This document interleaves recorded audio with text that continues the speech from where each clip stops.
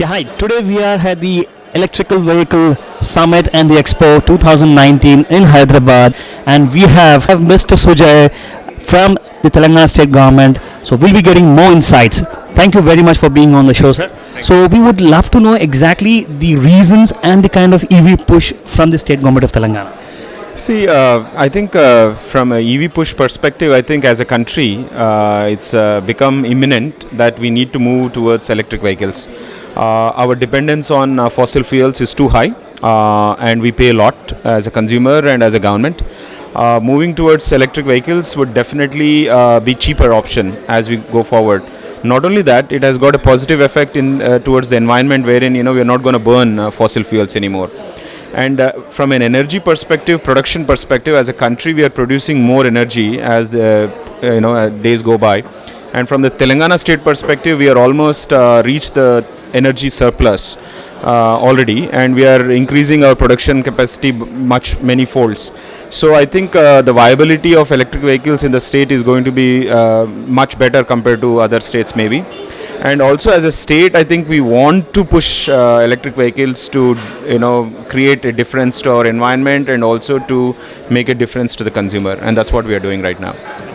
And today we are here gathering in the very important summit.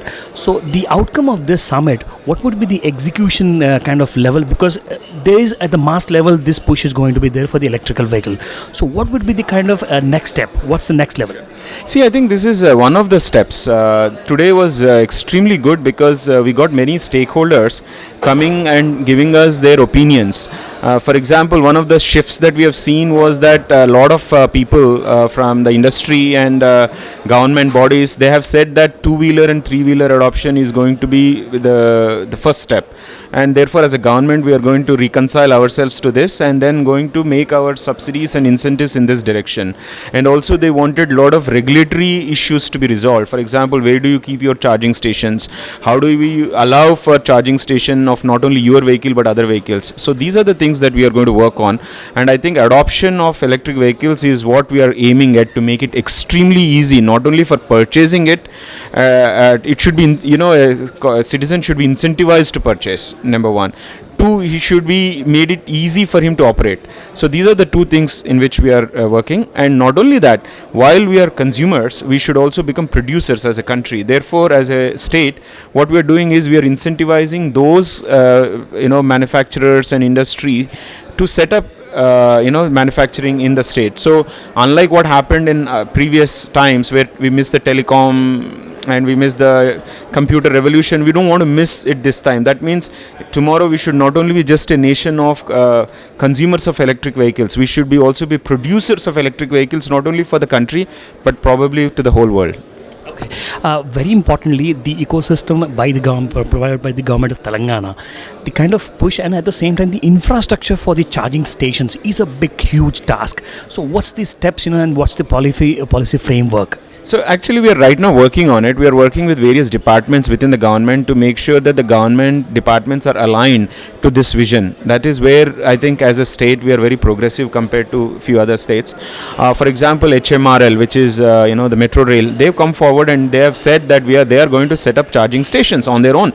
In the same way, we will encourage other departments. Not only that, we will work towards regulatory changes so that adoption of charging station becomes easier, in the sense that citizens, apartment owners, house owners should be willing and to put up charging stations not only in their complexes but and also government bodies. There is a lot of property owned by the government. So if we make government bodies own it up and set up charging stations, it becomes easily universally available. Yeah.